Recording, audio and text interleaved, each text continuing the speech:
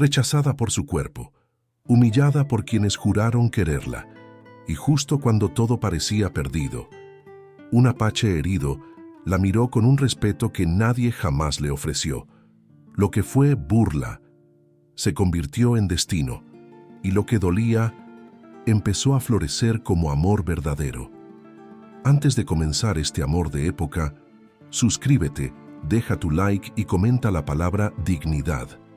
Solo así podremos seguir trayendo más historias que tocan el alma y unir esta comunidad de corazones que creen en el amor verdadero.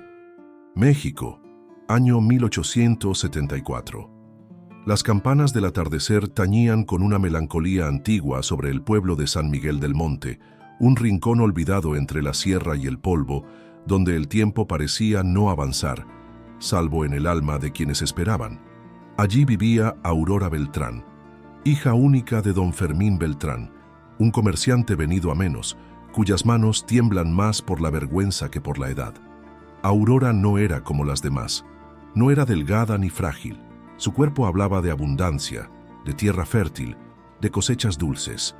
Pero en un mundo enfermo de superficialidad, aquella carne generosa era considerada una ofensa. Las muchachas del pueblo reían a sus espaldas. Los hombres bajaban la mirada para no reconocer el deseo que les provocaba. Y ella, en silencio, recogía cada herida como si fuera una flor marchita que merecía ternura. Una tarde gris, llegó una carta. No traía poesía ni perfume. Venía sellada con tinta negra y la presión del hambre. Era una promesa. Don Elías Altamirano, terrateniente del norte, buscaba esposa para su hijo, Diego, heredero de la hacienda Las Cumbres. Aurora fue la elegida, no por amor, sino por conveniencia.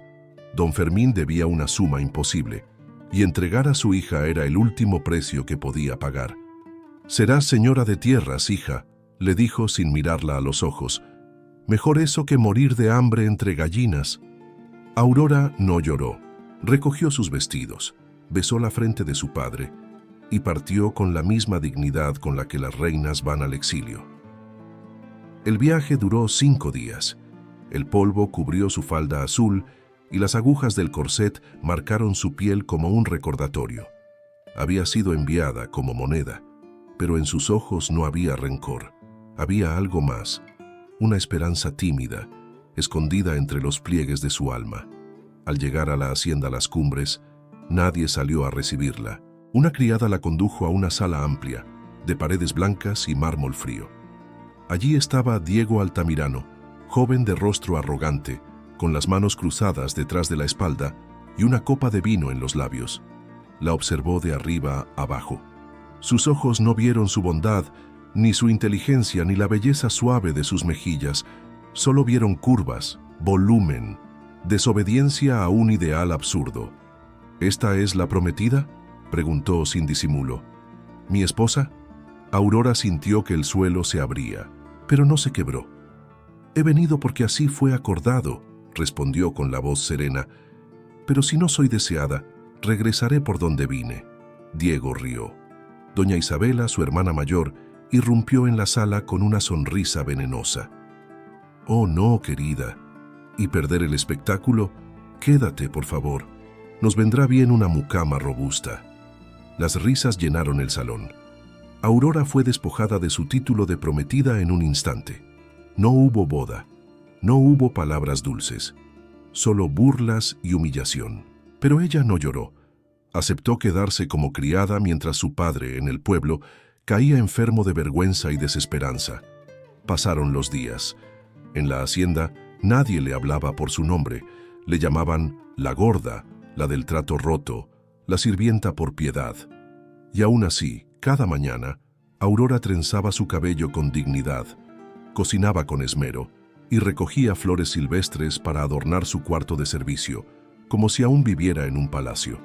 El único consuelo eran las cartas que nunca llegaban. Escribía a su padre, al cura del pueblo, incluso a sí misma, en hojas viejas, solo para no olvidar que merecía palabras que no hirieran. Hasta que una tarde, un jinete cubierto de polvo se desplomó en la entrada de la hacienda. No traía equipaje ni apellido, solo una herida profunda en el brazo y una mirada que había visto demasiada muerte. «Se llama Aucan», dijo uno de los peones. «Dicen que es apache, de los que ya no quedan». Isabela frunció el ceño. «¿Un salvaje aquí? Que se quede en el granero.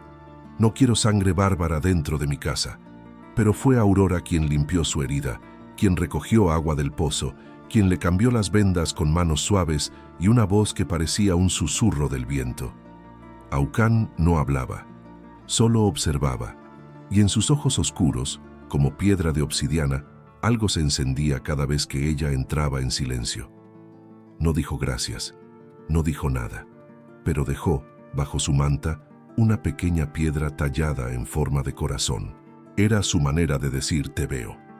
Aurora no lo supo entonces, pero ese gesto silencioso sería el primer latido de algo más grande que la humillación, más fuerte que la vergüenza, más eterno que cualquier promesa sellada con tinta y sangre. En la hacienda Las Cumbres, las noches eran frías no por el clima, sino por el desprecio que flotaba como niebla entre sus corredores de piedra. Aurora Beltrán dormía en un cuarto sin ventanas, donde el viento gemía como un niño huérfano. Pero ella no se quebraba. Cada amanecer se vestía con esmero, recogía su cabello, alisaba su delantal y salía a enfrentar el mundo con la única armadura que le quedaba, la dignidad. Mientras en la casa se tejían rumores, en el granero el hombre apache despertaba poco a poco de sus heridas. Se llamaba Aucan, y el idioma de su alma era el silencio. No hablaba español con fluidez, ni quería. Las palabras del blanco le sabían a engaño.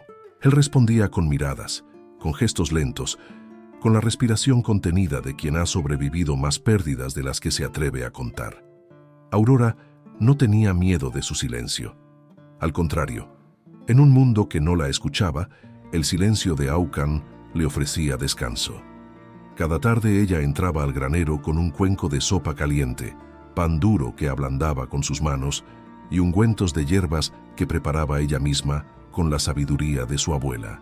Él la observaba desde la penumbra, sin pedir nada, sin esperar nada, pero cada vez que ella se acercaba, su respiración cambiaba, como si el dolor físico cediera ante algo más profundo, algo que no sabía nombrar. Un día, mientras Aurora le limpiaba una herida, Aucan deslizó sus dedos sobre la piel de su muñeca como si leyera en ella un mensaje sagrado. No fue un gesto vulgar, fue un reconocimiento. «Yo también he sido herido». Ella no retiró la mano. La relación entre ambos comenzó a crecer en lo no dicho, en los silencios compartidos, en los momentos en que Aurora le narraba, sin saber si él entendía, las historias de su niñez, cómo aprendió a coser, cómo su madre murió al darla a luz, cómo su padre la protegía con un amor torpe pero honesto. Aucan no respondía con palabras, pero una noche dejó junto a su camastro una pequeña figura tallada en madera. Era un colibrí, símbolo de esperanza y mensajero entre mundos, según las leyendas de su pueblo. Aurora lo entendió. No necesitó traducción. Aquel hombre, sin cruz ni apellido, la estaba viendo con ojos que no juzgaban. Pero la casa no dormía. Doña Isabela, siempre alerta al escándalo ajeno, notó las idas y venidas de Aurora al granero. Sembró el veneno con cuidado entre los sirvientes. Dicen que la gorda se anda encariñando con el salvaje. Qué conveniente, ¿no? Si no puede atrapar a un altamirano, quizás intente domar a un animal. Las risas dolían más que los golpes, pero Aurora no respondía. Solo caminaba más erguida, más silenciosa, más determinada, como si supiera que algo sagrado se estaba gestando fuera de las paredes de esa hacienda. Una tarde, la encontró en el jardín trasero, hablando con las flores mientras las regaba. Aucan se acercó en silencio. Llevaba en la mano un pedazo de tela curtida, donde había bordado, con hilos de colores, la silueta de una mujer de figura redonda, sentada junto al fuego. Aurora lo miró con los ojos húmedos. Nadie jamás le había bordado el alma. ¿Soy yo?, preguntó, apenas un susurro. Aucan asintió, y por primera vez habló fuerte, como la raíz, bella, como lo que no se nombra. Ella no supo qué responder. Solo bajó la mirada y dejó que el viento se llevara sus lágrimas. Esa noche, mientras los demás dormían en camas de lino y orgullo, Aurora se quedó despierta en su catre, abrazando el trozo de tela como quien abraza un destino que empieza a tomar forma.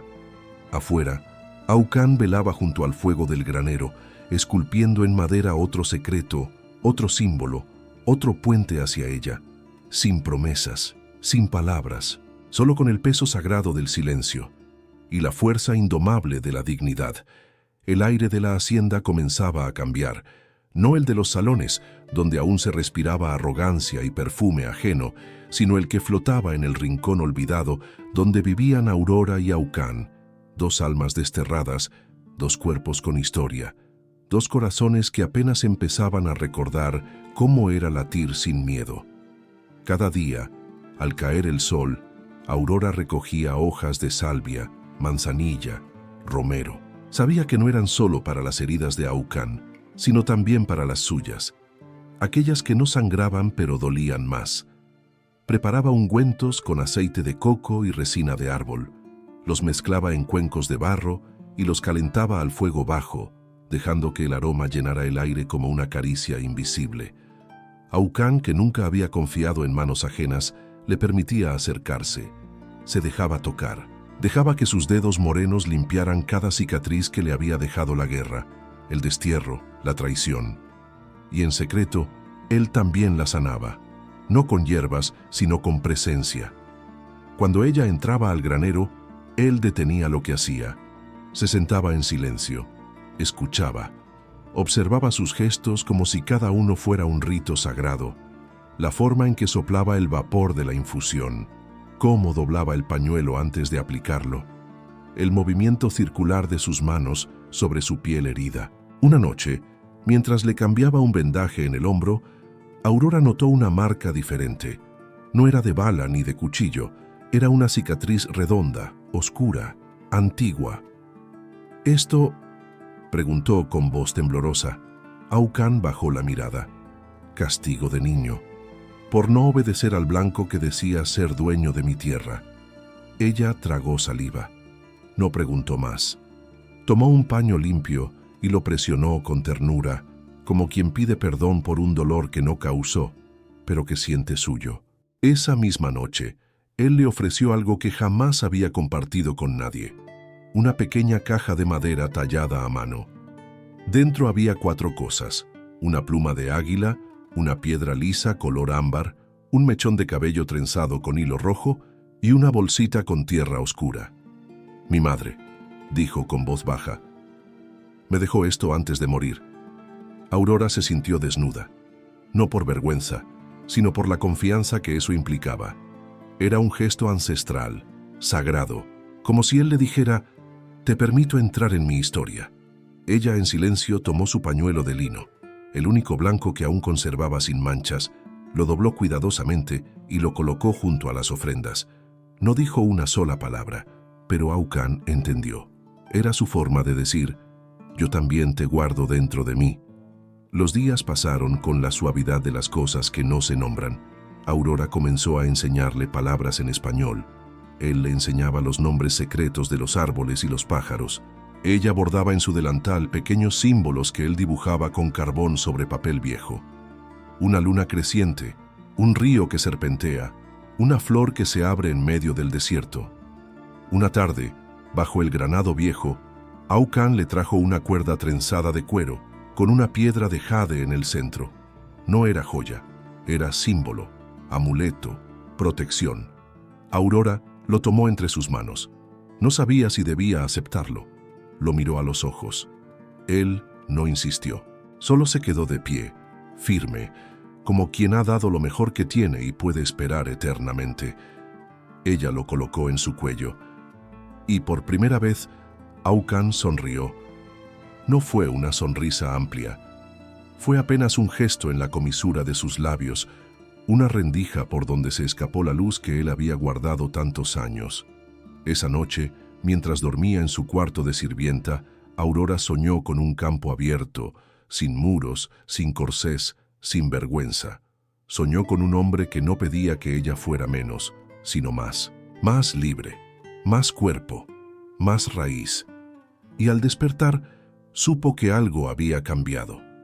Ya no era solo la criada rechazada, era una mujer que estaba siendo vista, tocada, reconocida, entre hierbas y cicatrices, entre silencios y símbolos, entre lo que nadie valoró y lo que un solo hombre había comenzado a venerar. Las flores del patio florecieron esa primavera con un descaro inusual. Parecía que el mundo entero respiraba algo nuevo, algo inquietante. Pero en la hacienda Las Cumbres, donde las apariencias valían más que la verdad, toda belleza que no encajara en su molde era considerada una amenaza. Y Aurora Beltrán, con sus caderas amplias, su mirada profunda y su risa contenida, era esa amenaza silenciosa. Aucán, por su parte, había comenzado a trabajar en los establos, lejos de los ojos de la familia Altamirano, pero su presencia era imposible de ignorar. Caminaba con la firmeza de quien no pide permiso a la tierra. Sus manos curtidas tejían sogas y arreglaban sillas de montar con la misma precisión con la que tallaba símbolos en madera durante las noches. Las sirvientas lo miraban con una mezcla de temor y fascinación. Los peones lo respetaban.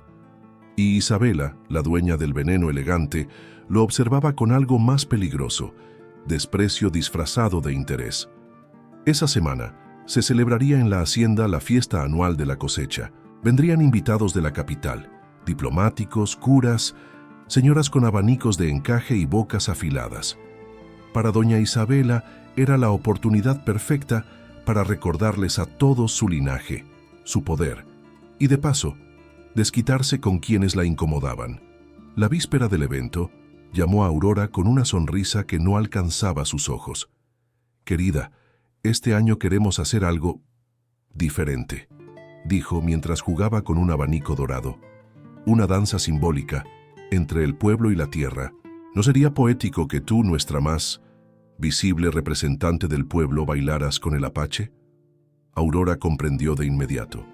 No era un gesto de inclusión, era una trampa, un espectáculo. «¿Una danza?», preguntó con la voz serena. «Sí, algo exótico, que entretenga, que recuerde a todos que hasta la tierra más salvaje puede ser domada». Aurora tragó saliva. Pensó en negarse. Pensó en Aucán, en sus silencios sagrados, en su dignidad intacta. Pero también pensó en algo más hondo, en el acto de resistencia que puede ser el no huir. Aceptó. La noche llegó. Los faroles colgaban como luciérnagas amaestradas. Las risas se mezclaban con el tintinear de copas de plata. La orquesta comenzó a tocar un ritmo extraño, mezcla de vals y tambor. Y en medio del patio principal, Aurora apareció, vestida con una falda de lino rojo, sin joyas, sin maquillaje. Solo su cuerpo, su frente alta y el colgante de jade que Aucán le había dado, brillando contra su pecho.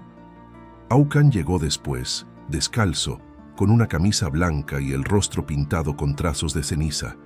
No era disfraz, era ceremonia. Los invitados rieron primero, murmuraban entre sí. «¡Qué grotesco! ¿Eso es arte ahora? Pobre criatura, no tiene ni pudor». Pero cuando comenzó la danza, el aire cambió. Aucán no tocó a Aurora, solo danzó alrededor de ella, como si invocara algo antiguo. Ella giraba con los brazos abiertos, los ojos cerrados, como si se entregara no a él, sino al universo mismo. No era una coreografía, era un rito, un rezo, un desafío. Y por unos minutos, el silencio se apoderó de todos, hasta que Isabela rompió el hechizo con una carcajada fingida. ¡Qué bella metáfora, la tierra y el indio! ¡Qué espectáculo más folclórico! Las risas volvieron, más crueles. Aurora, con el rostro enrojecido, quiso correr, pero Aucán la detuvo con un solo gesto. Una mano extendida, firme, temblorosa. Ella la tomó, y juntos, sin decir palabra, caminaron fuera del círculo de fuego y burla, con la cabeza erguida, como los desterrados que caminan hacia su propia leyenda. Esa noche, en el establo, Aurora rompió a llorar. «¿Por qué no huyes, Aucán?», le preguntó entre sollozos.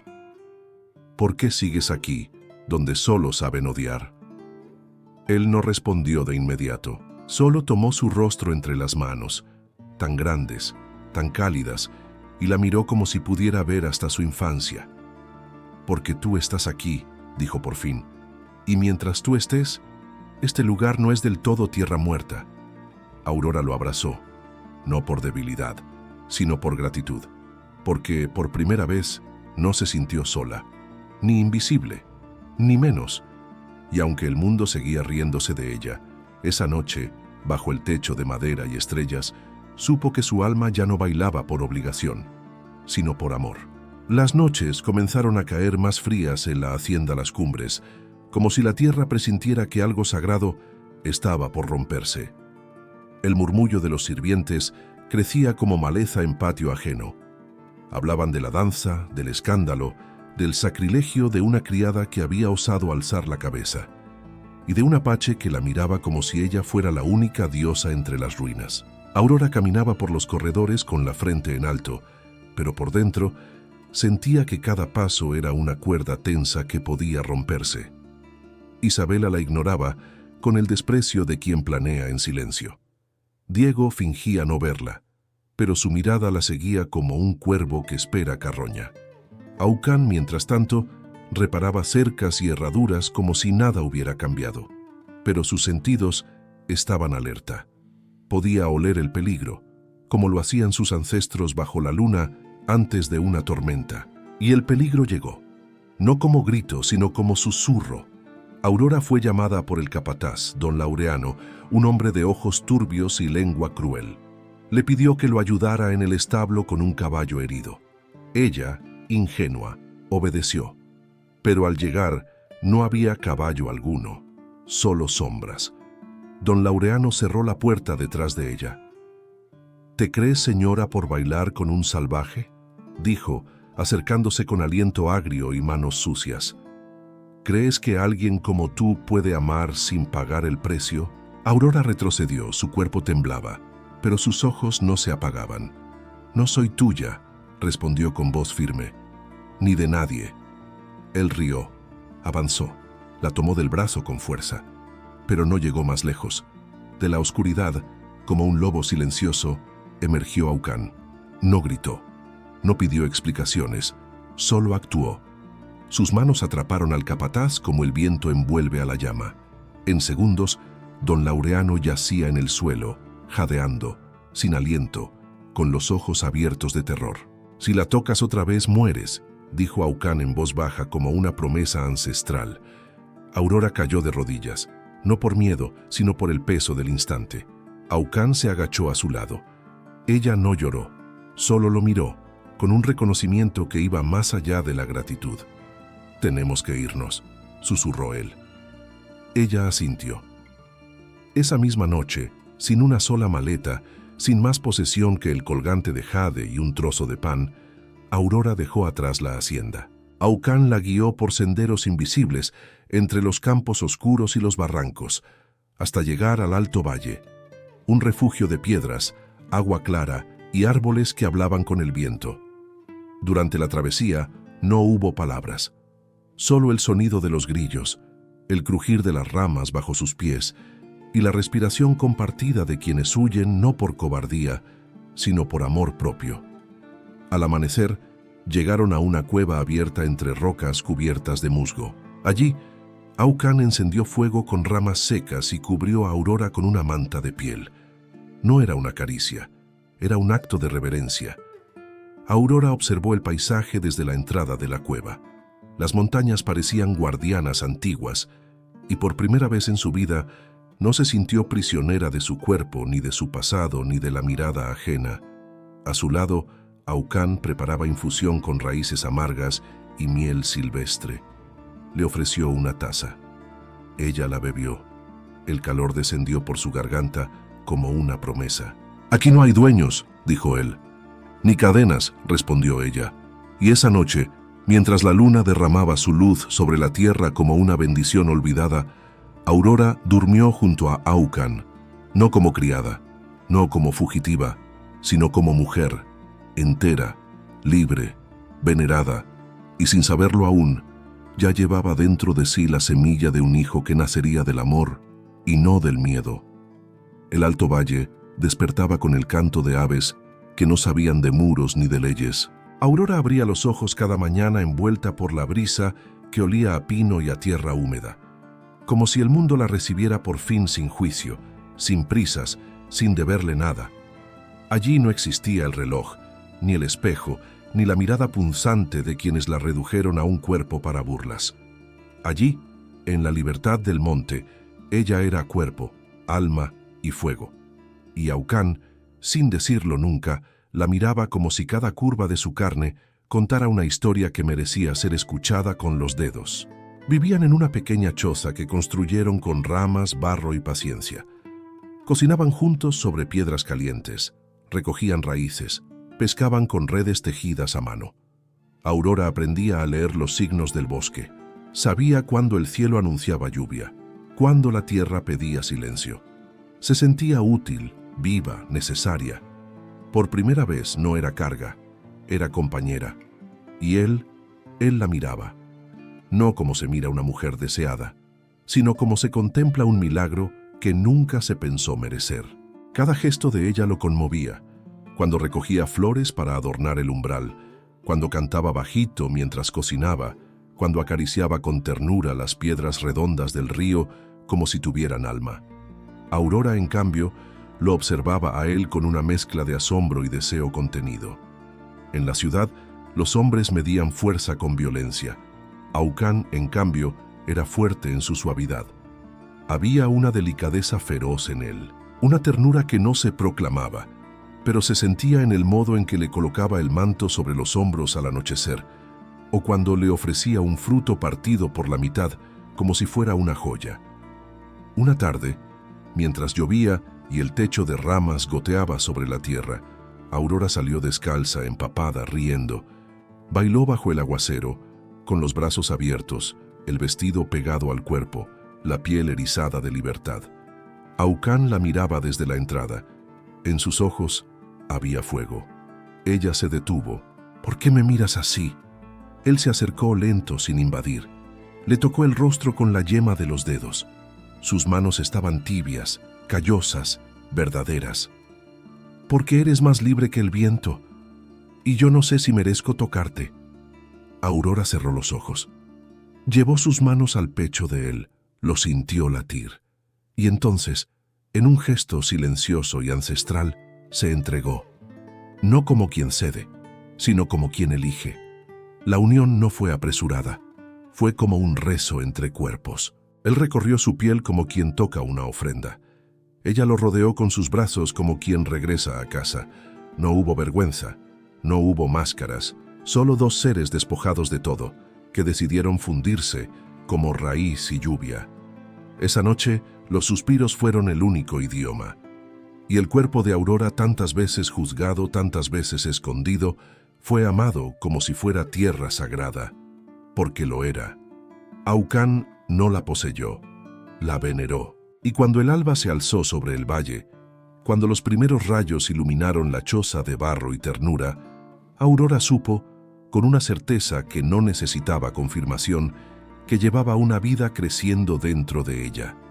No gritó, no corrió, solo llevó las manos a su vientre y sonrió, con la lágrima más pura que jamás había derramado.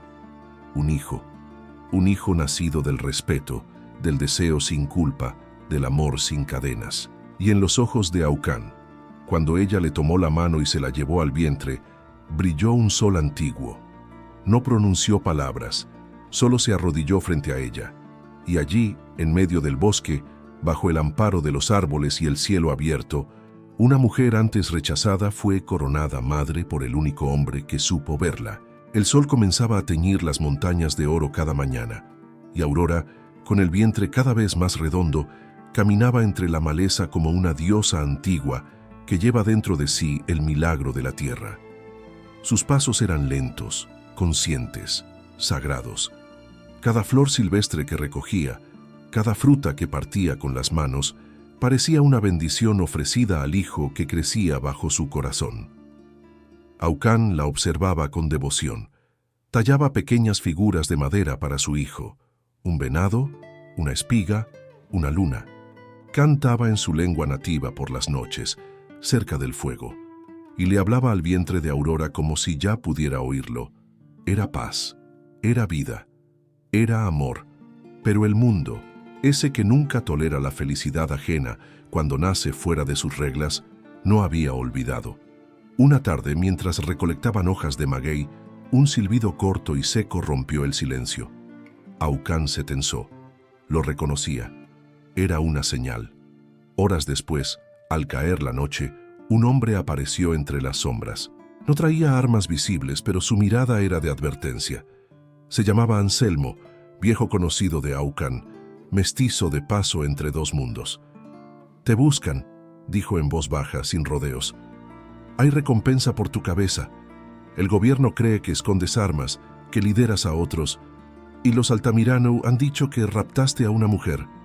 Aurora se quedó helada, no por miedo, sino por la injusticia. «No fui raptada», dijo con voz firme. «Escapé». Anselmo la miró con algo cercano al respeto. «Eso no les importa. Lo que quieren es deshonra, sangre, castigo». Aucán apretó los puños. Sabía que su tiempo en libertad se acortaba, pero lo que más le dolía no era la amenaza, era la posibilidad de perderla a ella. «No dejaré que te lleven», dijo con la voz rota. «Ni yo a ti», respondió Aurora.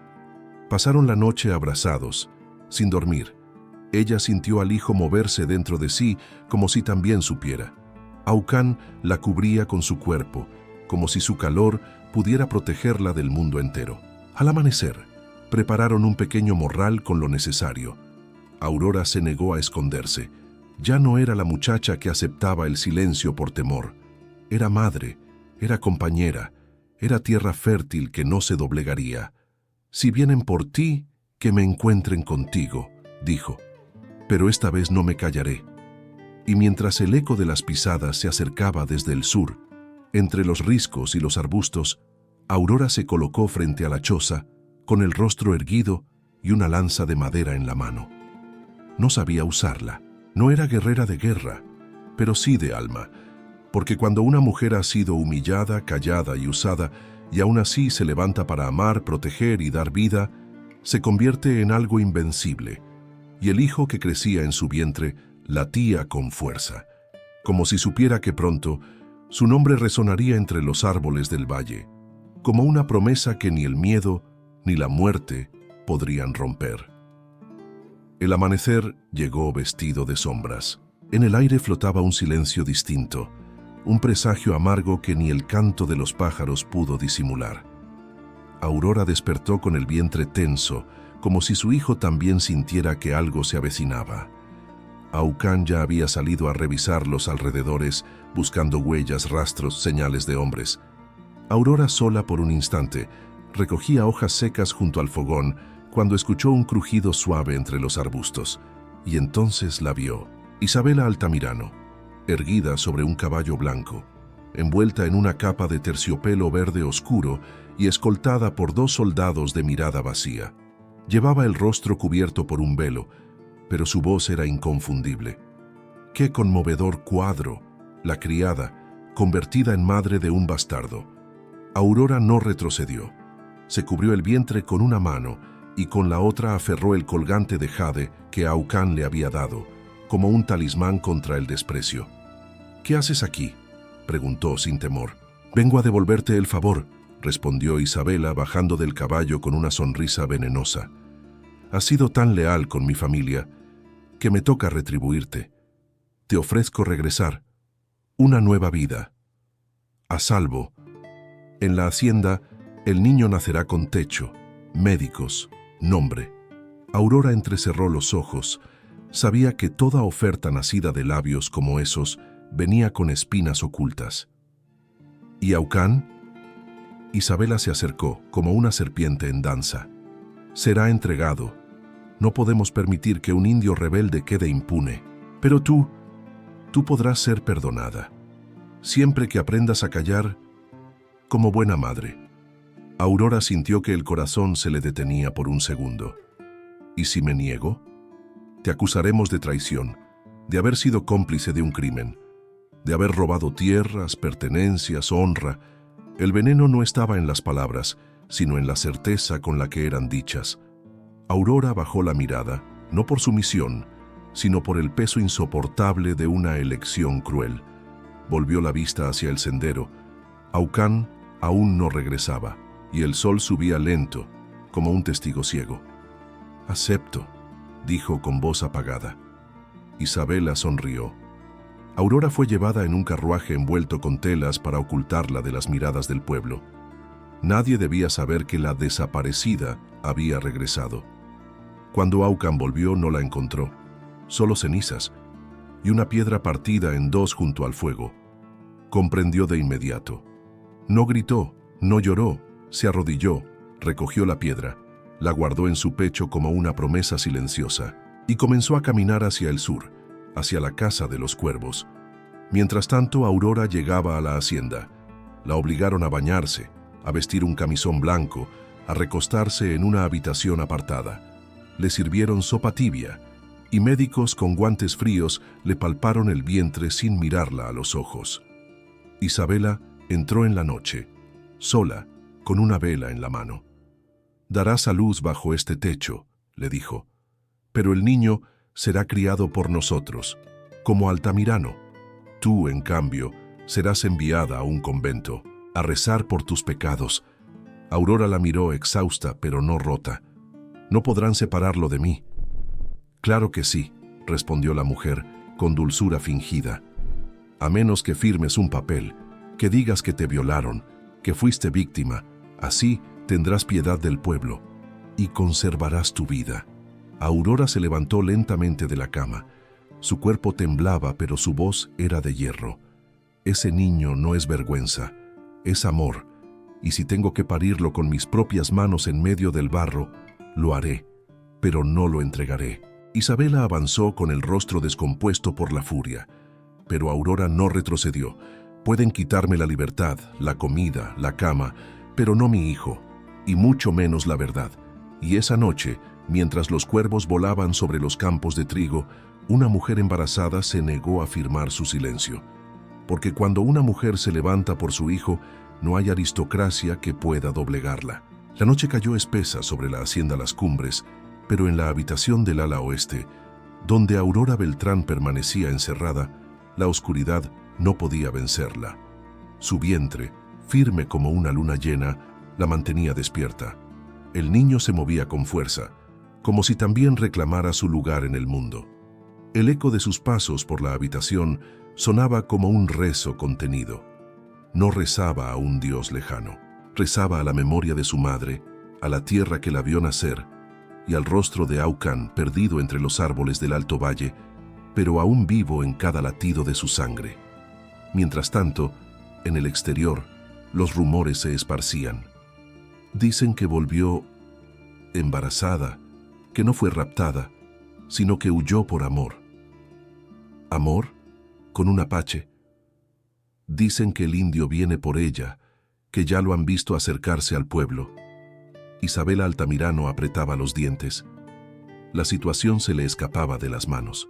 La corte local había sido convocada. Curas, jueces, vecinos de apellido. Quería limpiar su nombre, restaurar la honra de su linaje, y para eso necesitaba destruir a Aurora, pública y simbólicamente. Al día siguiente, el gran salón de la hacienda fue preparado como si se tratara de una audiencia. Las sillas formaban un semicírculo, las paredes vestidas con tapices, el altar del juicio disfrazado de acto de caridad. Aurora fue llevada allí al mediodía. Vestía un vestido sencillo, beige, sin adornos, pero su espalda estaba recta, su cabello recogido con dignidad y su vientre orgullosamente visible. «Hoy se determinará», anunció Isabela, «si esta mujer fue víctima o culpable de su propia deshonra». El juez, un hombre de edad avanzada, la observó con ojos gastados. Había visto muchas mujeres humilladas, pero pocas tan firmes como ella. Aurora habló, no gritó, no suplicó. «No fui raptada, no fui engañada, fui salvada, amada». Las risas quisieron estallar, pero ella alzó la voz antes. «Ese hombre, al que llaman salvaje, me trató con más respeto que cualquier caballero en este salón. No me pidió que cambiara, no me escondió, no me usó. Isabela se levantó. Basta, hablas como si el pecado fuera virtud. Aurora se volvió hacia ella. El pecado es el odio con el que me miras. La virtud es haberme levantado cada día después de que tú me escupiste el alma. La sala quedó en silencio.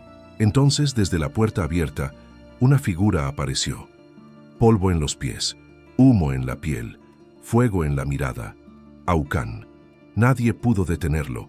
Caminó entre los presentes como quien pisa tierra sagrada. Se detuvo frente a Aurora, no la tocó, solo la miró, con los ojos llenos de lágrimas contenidas. El juez se levantó, quiso hablar, pero una voz emergió del fondo del salón. «Yo doy testimonio», dijo un hombre con vestimenta sencilla, un exmilitar que había servido en la frontera. «Conozco a este apache. No es rebelde, no es asesino. Solo es un hombre que quiso vivir en paz con la mujer que ama». El silencio se quebró. El juez lo observó. «¿Y qué propone entonces?» El hombre extendió un documento. «Que se les reconozca su derecho a casarse, que se le otorgue a esta mujer el respeto que le fue negado y que este hijo no sea visto como bastardo, sino como símbolo de unión entre dos mundos». Aurora bajó la cabeza. Lloró, sí, pero no por debilidad. Lloró porque, por primera vez, alguien hablaba por ella, sin querer silenciarla. El juez firmó el acta. «Que se libere a este hombre, que se limpie el nombre de esta mujer». Isabela gritó, pero ya nadie la escuchaba. Aurora giró hacia Aucán. Él le extendió la mano, y frente a todos ella la tomó. No con vergüenza, con orgullo. Había vencido, no con espadas, sino con verdad, no con gritos, sino con firmeza, no como víctima, sino como mujer. El sol del mediodía cayó como una bendición dorada sobre el valle, mientras el viento susurraba entre los maizales y las campanas de la antigua capilla de Nuestra Señora del Silencio comenzaban a sonar. No era un repique de lujo, ni un estruendo de aristocracia. Era un tañido suave, como si cada campanada pidiera perdón por tantos años de injusticia. Ese día los caminos de tierra fueron recorridos por campesinos, comadronas, curas humildes, mujeres con flores en el cabello y hombres de sombrero en la mano. Todos iban hacia la pequeña iglesia de piedra, aquella construida con manos indígenas siglos atrás, donde los rezos no eran gritos, sino suspiros.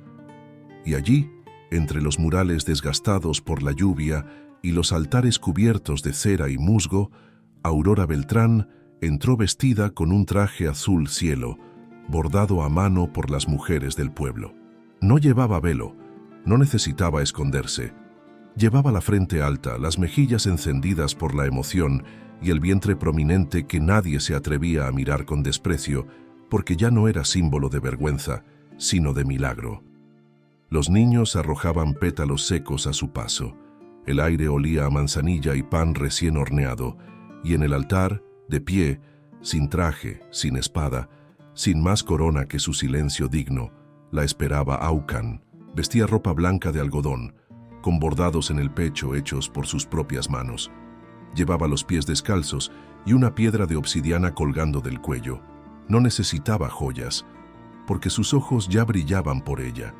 Cuando sus miradas se encontraron, el tiempo pareció detenerse.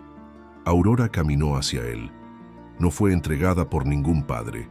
Fue llevada por su propia historia, por cada lágrima no llorada, por cada ofensa que convirtió en fuerza. Y Aucán la recibió no como quien toma algo, sino como quien recibe lo sagrado. El sacerdote, un hombre viejo de voz ronca y alma limpia, apenas habló. No hizo preguntas, solo bendijo con agua de río lo que ya estaba bendito por la verdad. Aucán colocó en el dedo de Aurora un anillo de madera tallada con una pequeña espiral en el centro. Aurora le ofreció a él una cinta azul, trenzada con hilos de su vestido antiguo, el que llevaba el día en que fue rechazada. Era su manera de decir: «Convierto mi dolor en lazo». «Te reconozco», dijo él con voz temblorosa. «En todos los soles, en todas las lluvias, en todos los días que vendrán». «Te recibo», respondió ella. «No como dueño, sino como compañero, como tierra que florece junto a la tuya. No hubo aplausos, solo silencio, uno profundo, emocionado, puro, y luego, el llanto suave de una anciana en la primera fila. La ceremonia terminó cuando ambos salieron de la iglesia tomados de la mano, caminando bajo un cielo azul sin nubes, mientras los habitantes del valle los seguían con respeto y algunas mujeres murmuraban: «Nunca vi una novia tan hermosa», pero no lo decían por el vestido, lo decían por la luz en su rostro, por la victoria silenciosa de haber transformado la humillación en altar. Y así, entre flores silvestres, cantos indígenas y panes compartidos bajo el sol, se celebró una boda sin reyes ni protocolos, pero con más verdad que cualquier palacio. Porque cuando una mujer es amada sin condiciones y un hombre se redime no con promesas, sino con actos, lo que nace entre ellos es más fuerte que el juicio, es eterno. El viento soplaba distinto ese día. No era brisa, no era tormenta, era un canto, un murmullo antiguo que bajaba de las montañas como un susurro sagrado. En la choza de barro y madera que Aucán y Aurora habían vuelto hogar, el aire estaba cargado de algo invisible, algo que solo se siente cuando una vida está a punto de comenzar. Aurora se levantó con el alba. Tenía la piel húmeda, la respiración entrecortada y una luz nueva en los ojos. Sabía que había llegado el momento. El niño, su niño, golpeaba con fuerza desde dentro, como si pidiera paso no con miedo, sino con deseo. «Hoy viene», dijo, entre jadeos suaves. Aucán no respondió. Se acercó en silencio, como siempre hacía cuando algo grande ocurría. Le tomó las manos, las besó, y luego salió al bosque, a buscar las hierbas que su madre le enseñó cuando era apenas un niño que aún no sabía que un día sería padre. Regresó con hojas de plátano, ramas de té de limón, flores de caléndula y agua limpia del río. Encendió el fuego, calentó paños, preparó el espacio. No había partera, no había cama de hierro, no había agua bendita, solo había amor, y tierra, y luna. Y el cuerpo de Aurora pleno, abierto, invencible. Los dolores llegaron como olas. No gritó, no pidió que cesaran, solo respiró, jadeó, lloró en silencio. Apretó las manos de Aucán como si fueran ancla y faro al mismo tiempo. Él no habló, solo susurraba cantos en su lengua ancestral, palabras que nadie más entendería, pero que llegaban al alma como bálsamo. Horas después, entre sudor, temblores y gemidos contenidos, el llanto rompió el mundo. No fue un llanto débil, fue fuerte, agudo, vivo. Aurora lo tomó en sus brazos antes que nadie. Su piel estaba húmeda, sus ojos cerrados, sus manos diminutas. Pero en su pecho latía el mismo fuego que ella había cargado durante meses. Era hijo del coraje, de la ternura, de un amor que había sobrevivido a todo. «Itzcoatl», susurró Aucán. «Serpiente de obsidiana, guerrero de la lluvia, niño del viento». Aurora lo miró, envuelto en telas suaves y cálidas. Su hijo, su raíz, su renacer. Y por un instante recordó todo lo vivido. La carta, la humillación, el rechazo, la danza obligada, la huida, el amor prohibido, la amenaza, el juicio.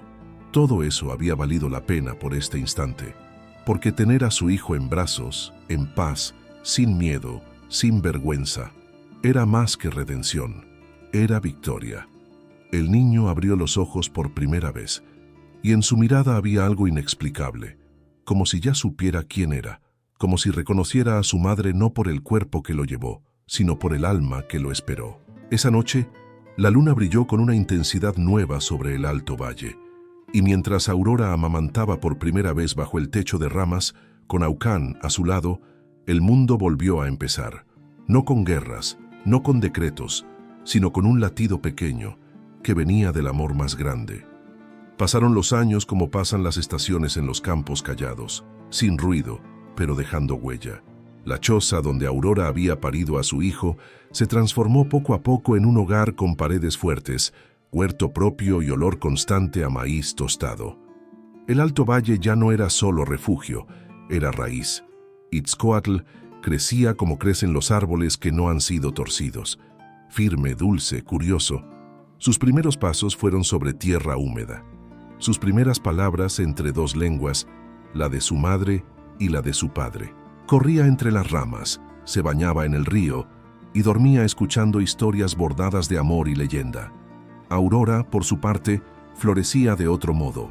No volvió a ser la criada, ni la prometida. Se convirtió en maestra de mujeres, en comadrona, en consejera. Las jóvenes del pueblo subían al valle para escucharla hablar de cuerpos sin vergüenza, de amor sin cadenas, de maternidad como poder y no castigo. Ella les enseñaba a preparar infusiones, a leer el cielo, a tejer sin miedo. Ya no temía ser vista. Se mostraba, con sus brazos amplios, con sus caderas que bailaban, con su voz pausada, fuerte, maternal. Ya no cargaba el peso del juicio. Ahora era ella quien lo quebraba con palabras nuevas. Aucan envejecía a su lado como un roble que nunca dejó de ser sombra protectora. No hablaba mucho, pero tallaba bancos, puertas, nombres. Cada cosa que construía llevaba escondido un símbolo, un corazón, un ojo, una semilla. Él no era su dueño, era su compañero. Y cuando Itzcoatl cumplió 5 años, lo llevó al árbol más alto del valle y le enseñó a lanzar piedras al río, no para destruir, sino para ver las ondas crecer. Así es el amor, le dijo. No se impone, se extiende. Un día, sin aviso, llegó una carta al valle. Venía del juez que una vez los había escuchado. Decía que las tierras de la hacienda Las Cumbres serían finalmente divididas, que el apellido Altamirano ya no pesaba como antes, que Aurora tenía derecho, si quería, a reclamar parte de lo que fue suyo por promesa rota.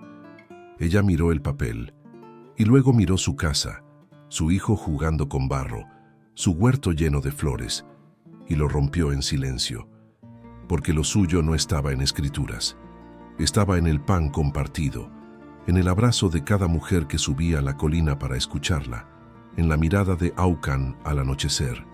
Estaba en haber sido rechazada y aún así haberse levantado. Estaba en haber sido juzgada y haber perdonado. Estaba en haber sido madre sin permiso, sin amparo, sin miedo.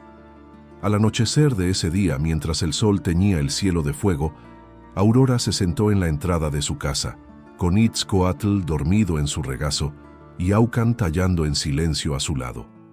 Y entonces pensó en la niña que fue, en la joven que esperó una boda por carta, en la mujer que caminó sola bajo la lluvia con un vestido roto y el alma intacta.